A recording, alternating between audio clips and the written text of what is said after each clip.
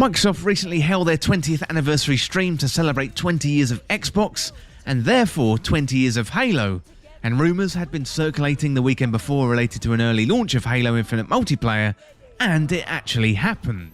Well, today I'm going to have a look at Halo Infinite and go over my early impressions of the multiplayer after about 10 hours of playtime.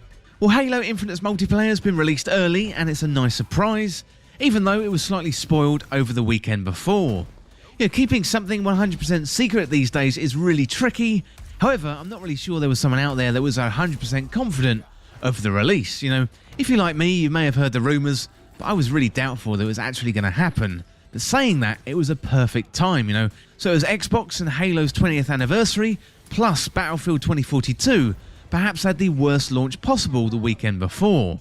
So this was the perfect time to launch, and whoever made that decision to launch early, well, hats off to you.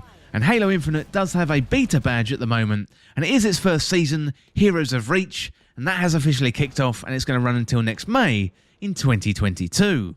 Well, it was released early, but let's have a look at what has been released. So Halo Infinite is a free-to-play multiplayer arena shooter, and for the majority of the time it's 4v4 in quick play and ranked modes. Everyone starts with the same weapons, so you've got a pistol and an auto rifle, and there's various game modes where you either have to score the most points in the allotted time, or complete the objective-based game modes. So as well as 4v4, there's also big team battle with 12 vs 12, and that is pretty chaotic, plus full of vehicles and heavy weapons too. We've also got the various customization options for our Spartan, where we can change the appearance through colour, attachments, AI, and then you've got the battle pass and the progression, but we're going to get into that a little bit later on. Firstly, the feel of the game is very distinctly Halo. For me, this is 343 knocking it out of the park in terms of how a Halo game should feel. You got the gunplay, the movement, the time to kill, they're all pretty much spot on. So if you follow This Week in Video Games, well, you're going to know I'm a fan of Destiny and also the Bungie era of Halo, and then I dropped off when it came to Halo Reach multiplayer, and then 4 and 5 didn't really sit well with me. There's something about the 343 era of Halo games that have just felt off in some respect, but Halo Infinite feels just right. I particularly appreciate the modern features like running, aiming down sights and mantling. So you may laugh when hearing that list, as it's all a pretty standard thing when you think about other games like Apex Legends, Call of Duty, Destiny 2 and Fortnite, but these features were missing from what I would call the glory days of Halo multiplayer with 2 and 3, and these features really do bring it right up to date. The time to kill is longer than in most games, meaning you can go into an encounter, have a gunfight with one or two opponents, and potentially come out on top. So if you end up facing more than one player and they team shot you, it's highly likely that you're not going to survive. But this isn't Valorant or Call of Duty, and the time to kill is pretty high, so I would focus on breaking those shields and taking down your opponents as quick as you can. Well, the fact that everyone starts off the same is perfect, and there's no nonsense starter abilities, which is really refreshing. So this is all about map knowledge, positioning and knowing where the weapons are, and also knowing where the abilities spawn too.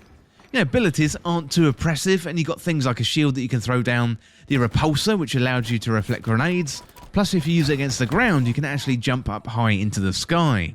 You've got an overshield, also an invisibility cloak, plus the grapple hook too. Well, the simple grapple hook was laughed at when it was shown off in the 2020 Halo gameplay reveal. Everyone thought, grapple hook, is that it? Is that all you could come up with? But it's one of the best additions to the game. And it really allows you to create those hero moments which are infinitely shareable on social media. So you can jump off a building and grapple onto your opponent, shooting them as you slide towards them and then finish them with a swift melee to the face. And you can also grapple a Banshee midair and chuck out the pilot, and then go on to kill the remaining teammates raining down lasers from the sky. And you can also use the grapple to save yourself from falling off the edge. So I think one of the best clips I've seen is someone grappling onto a warthog, taking over the driving while enemy passengers on board, then driving off the edge of the map, killing the opponent, and then grappling back to safe in one swift manoeuvre. If the grapple hook was a meme when it was first shown off, it's definitely not now.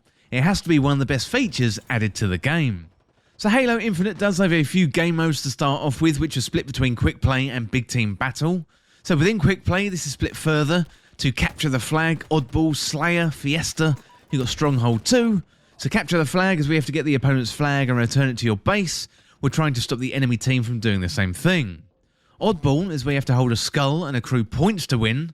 And then you've got Slayer is your standard deathmatch style game mode, And Fiesta is where you start with a random weapon, and it's definitely pretty chaotic, but loads of fun. And finally you got Stronghold, where you have to hold down a zone, either A, B or C, and when you control 2 zones, well, you gain points. We've also got big team battle modes, which are 12v12 gameplay, so big team battle tends to be played on bigger maps and usually involves vehicles. So I have seen feedback from players who think there's not enough game modes have been added, but personally I think there's plenty of game modes. So I think players are just comparing it to MCC, which to be honest has been iterated on over a number of years. Finally, we've also got ranked mode, so if you want to get sweaty and competitive, this is the place to be. And you have to play a few matches to get ranked, but it's great to see 343 that the game is set up to be competitive from day one. So there's a mix of old and new weapons here, including the trusty pistol and automatic rifle, which you start with. The battle rifle returns and feels great.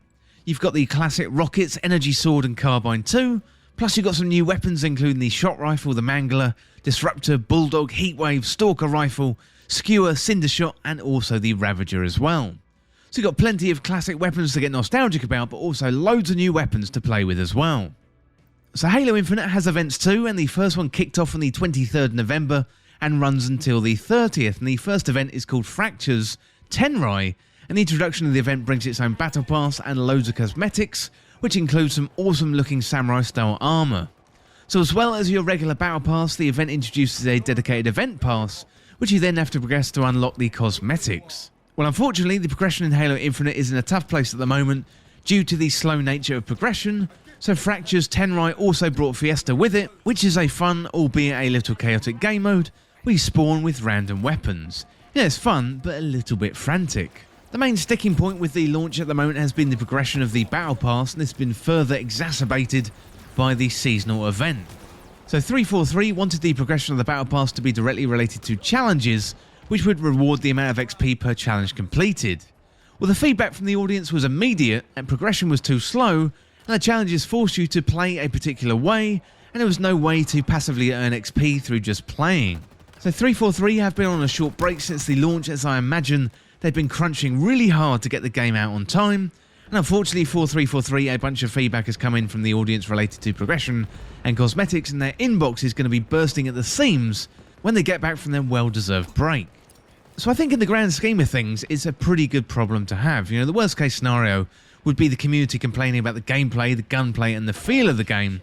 However, much of the feedback has been focused on the battle pass and the progression, which doesn't feel too difficult to solve.